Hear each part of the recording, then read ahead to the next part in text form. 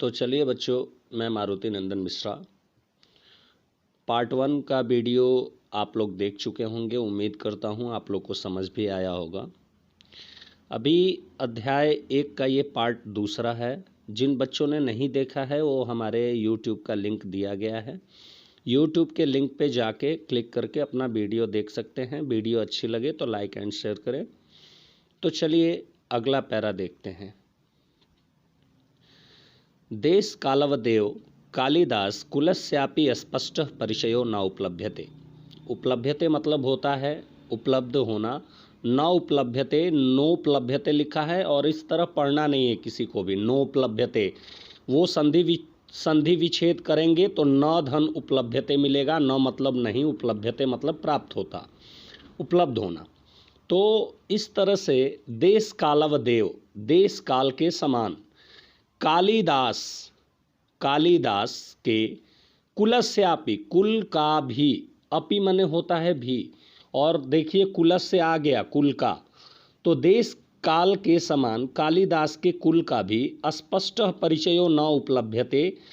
मैं फिर वो बता रहा हूँ बच्चों, इस तरह पढ़ना ही नहीं है कि स्पष्ट परिचयो नोपलभ्यते, इस तरह नहीं पढ़ना है। आपको इस तरह पढ़ना है अलग अलग करके कि स्पष्ट परिचयो न उपलभ्यते, इस तरह बोलना है। न उपलभ्यते, नोपलभ्यते पढ़ना ही नहीं है। तो देखिए, देश कालवदेव कालिदास कुलस्यापि स्पष्ट परिचयो न उपलभ्यते, अर्थात देश काल के समान कालिदास के कुल का भी स्पष्ट परिचय उपलब्ध नहीं है। तस्य कृतिषु, उनकी रचनाओं में, देखिए यहाँ पे फिर आ गया ईसु। मैं बताया हूँ ईसु, येसु, आसु ये सब आता है तो अपने मूल शब्द के साथ में का अर्थ मिलता है। तो तस्य कृतिषु, तस्य मतलब होता है उनके, कृतिषु रचनाओं में, तस्य कृतिषु उनकी रचनाओं में वर्णाश्रम धर्म व्यवस्थाया यथा तथ्येन प्रतिपादनेन एतद अनुमीयते यत तस्य जन्म विप्रकुले अभवत्। अर्थात उनकी रचनाओं में वर्णाश्रम और धर्म व्यवस्था का यथा तथ्येन, इस प्रकार प्रतिपादन किया गया है। एतद अनुमीयते, एतद अनुमीयते लिखा है, संधि विच्छेद करेंगे तो आपको मिलेगा एतद अनुमीयते। एतद मने ऐसा, अनुमीयते मने अनुमान लगाया जाता है। तो कह रहा है तस्य कृतिषु वर्णाश्रम धर्म व्यवस्थाया यथा तथ्येन प्रतिपादनेन एतद अनुमीयते यत् तस्य जन्म विप्रकुले अभवत्। उनकी रचनाओं में वर्णाश्रम और धर्म व्यवस्था का इस प्रकार प्रतिपादन किया गया है, ऐसा अनुमान लगाया जाता है कि यत् मतलब कि तस्य जन्म विप्रकुले अभवत्, उनका जन्म ब्राह्मण कुल में हुआ था। भावनया स शिवानुरक्तश्च आसीत्, भावनाओं से तो वह शिव भक्त थे, भावनाओं से वह शिव भक्त थे, तथापि फिर भी तस्य धर्म भावनायाम मना अपि संकीर्णता न आसीत, यानी फिर भी उनके धर्म भावना में किसी भी प्रकार की संकोच या संकीर्णता नहीं थी। अर्थात जैसे अलग अलग धर्म के लोग होते हैं तो जैसे धार्मिक बातों में वो किसी के भी धर्म में हस्तक्षेप नहीं करते थे। अर्थात कहने का मतलब है कि भावनाओं से वह शिव भक्त थे, फिर भी उनके धर्म भावना में किसी भी प्रकार की संकीर्णता नहीं थी। शिव भक्तो अपि, शिव भक्त होने पर भी, अपि माने भी, शिव भक्तो अपि, शिव भक्त होने पर भी। देखिए बच्चों यहाँ पे सन लिखा है, ये मिसप्रिंट हो गया है। शिव भक्तो अपि तत् है, लेकिन यहाँ पे सन लिखा है, ये थोड़ा मिसप्रिंट है, तो आप लोग इसको सही कर लीजिएगा। शिव भक्तो अपि तत् रघुवंशे सह रामम प्रति स्वभक्ति भावम उदार मनसा प्रकटयति, यानी शिव भक्त होने पर भी उन्होंने रघुवंशम में राम के प्रति अपने भक्ति भावना को उदार मन से प्रकट किया है। कालिदासस्य जीवन वृत्तम सर्वथा अज्ञानम अंधकारम च अस्ति, यानी कालिदास के जीवन का सारांश पूर्ण रूप से अज्ञान और अंधकार में है। अर्थात ऐसा इसलिए लिखा है क्योंकि इनका न तो कुल का पता है, न जन्म का पता है, न इनका प्रदेश का पता है कि कहाँ जन्म लिए, किस कुल के हैं, किसके समकालीन हैं, अर्थात आपने इससे पहले पैरा में पढ़ चुके हैं कि इनके बारे में लगभग कुछ भी क्लियर नहीं है, कुछ भी किसी को पता नहीं है।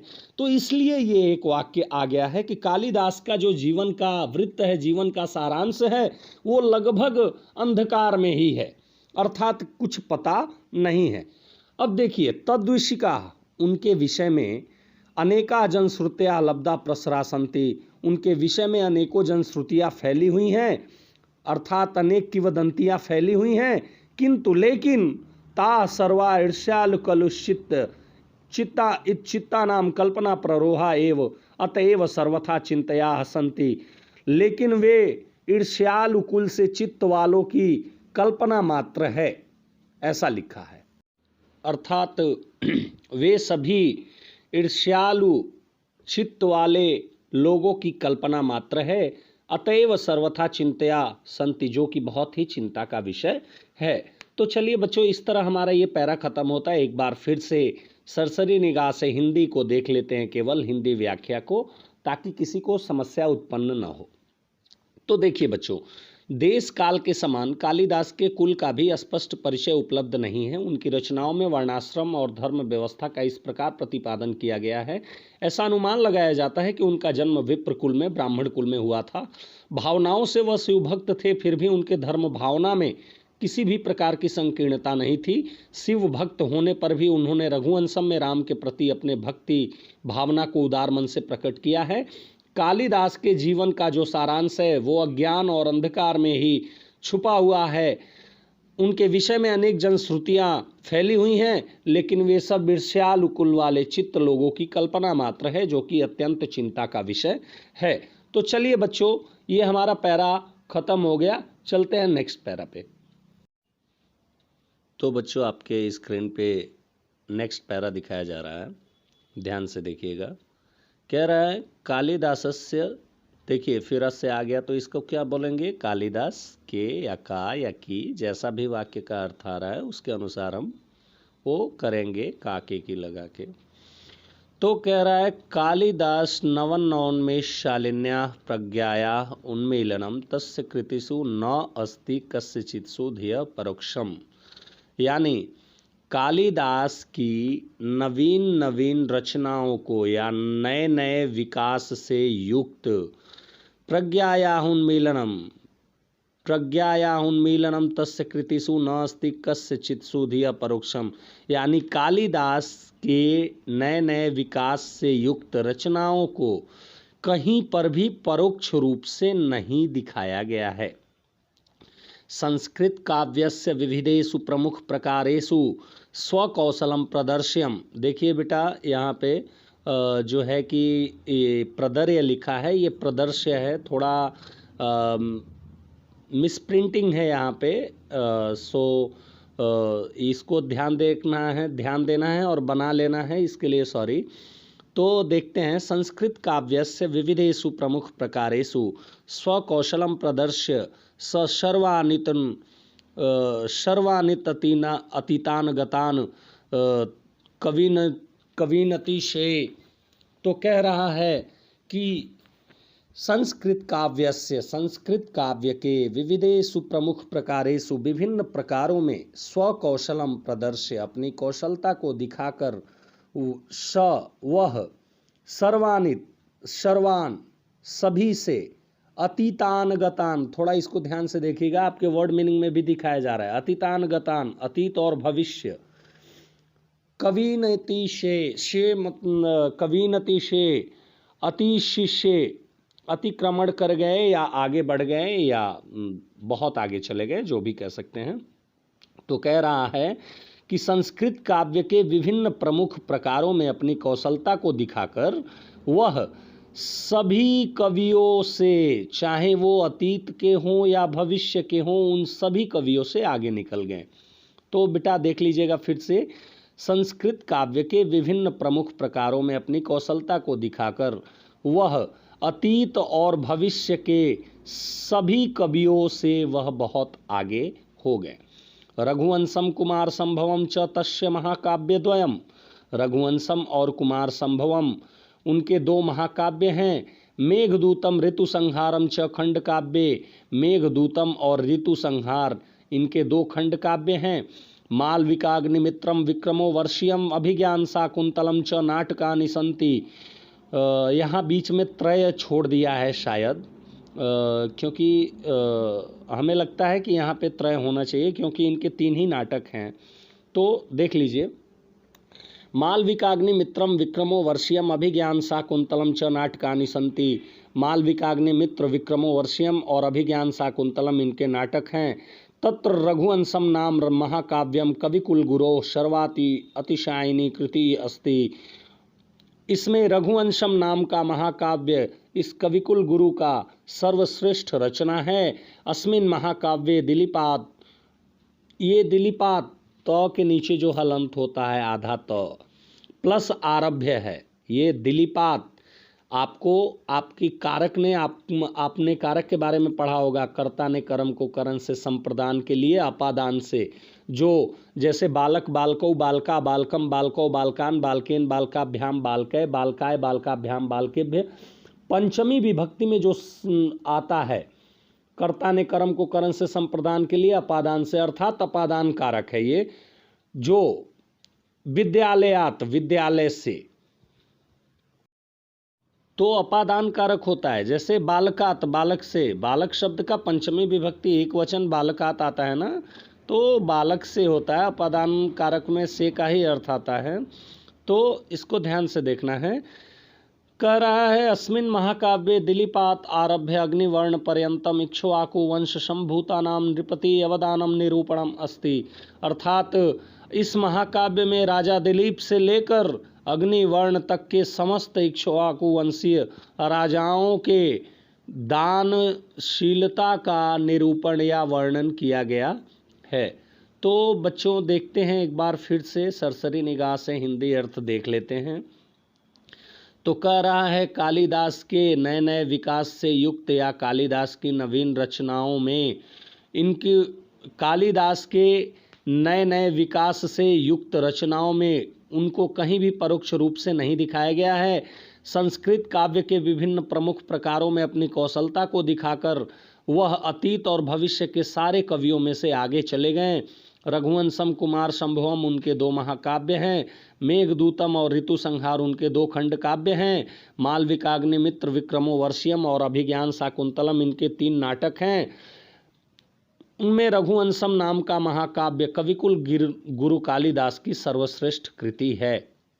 इस महाकाव्य में राजा दिलीप से लेकर अग्निवर्ण तक के समस्त इक्ष्वाकु वंशीय राजाओं के दानशीलता का वर्णन किया गया है।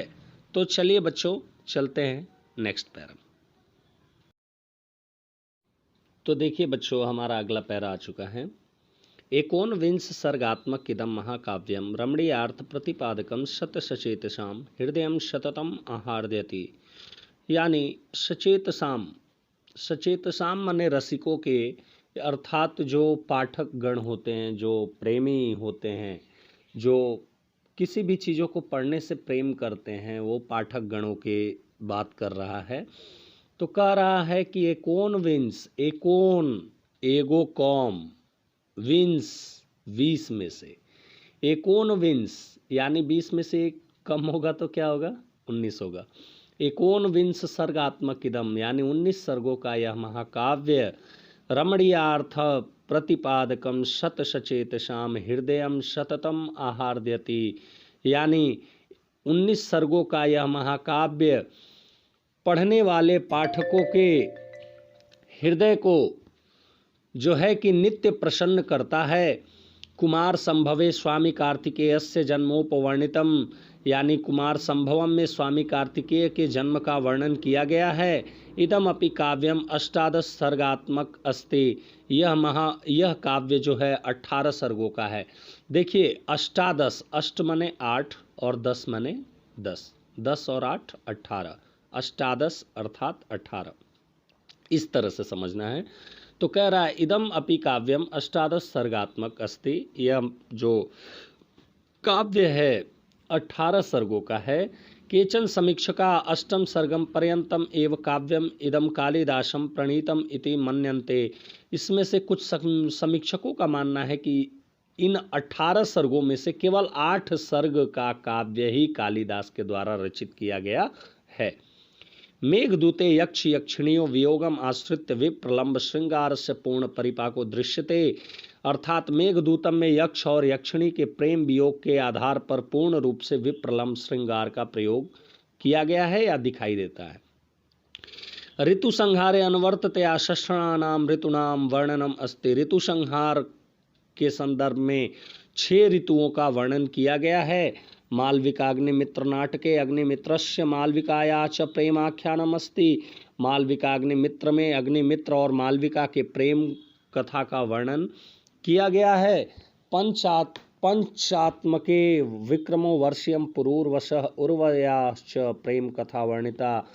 5 अंकों में विक्रमो वर्षियम में 5 अंकों में उर्वशी और पुरूर के प्रेम कथा का वर्णन किया गया है। तो चलिए बच्चों एक बार फिर से सरसरी निगाह से हिंदी में देख लेते हैं। 19 सर्गों का यह महाकाव्य पढ़ने वाले पाठकों के हृदय को लगातार प्रसन्न करता है। कुमार संभवम में स्वामी कार्तिकेय के जन्म का वर्णन किया गया है। यह काव्य 18 सर्गों का है। सॉरी बच्चों, कह रहा है कि 19 सर्गों का यह महाकाव्य पढ़ने वाले पाठकों के हृदय को लगातार प्रसन्न करता है, नित्य प्रसन्न करता है। कुमार संभवम में स्वामी कार्तिकेय के जन्म का वर्णन किया गया है। यह भी काव्य 18 सर्गों का है। कुछ समीक्षकों का मानना है कि इसमें से 8 सर्ग ही कालिदास द्वारा रचित किया गया है। मेघदूत में यक्ष और यक्षिणी के प्रेम वियोग के आधार पर पूर्ण रूप से विप्रलंब श्रृंगार का पूर्ण परिपाक दिखाई देता है। ऋतु संहार में 6 ऋतुओं का वर्णन किया गया है।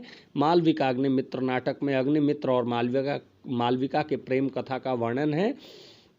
विक्रमो वर्षियम में 5 अंकों में उर्वशी और पुरूर के प्रेम कथा का वर्णन है। तो बच्चों आज के लिए बस रहते हैं इतना ही। मिलते हैं फिर नेक्स्ट वीडियो में। अगर वीडियो पसंद आए तो आप लाइक एंड शेयर करना ना भूलें और हमारे चैनल को ज़रूर सब्सक्राइब करें। और किसी भी बच्चे को कुछ भी परेशानी आती है तो मैं बार बार बोल रहा हूँ, आप लोग नीचे कमेंट सेक्शन में अपना मैसेज मेंशन कर दीजिएगा, ज़रूर उसको सॉल्व किया जाएगा। और सबसे बड़ी चीज़ है कि आपको पढ़ाते समय प्रत्येक पैरा का वर्ड मीनिंग आपके सामने दिए जा रहे हैं, तो आप उस वर्ड मीनिंग का नोटबुक बनाएंगे, क्योंकि जब भी क्लासेस हमारी, जब भी विद्यालय हमारा खुलता है तो आपकी नोटबुक वगैरह सब कुछ चेक की जाएंगी। इसलिए हर हालत में प्रतिदिन अपना अध्ययन करना है और नोटबुक भी साथ साथ तैयार करना है। ऐसा कुछ भी आगे चल के किसी भी प्रकार का अनावश्यक ये नहीं बोलना है कि मैंने ऐसा नहीं किया, वैसा नहीं किया। तो चलो बच्चों, मिलते हैं नेक्स्ट वीडियो में। Thank you everyone.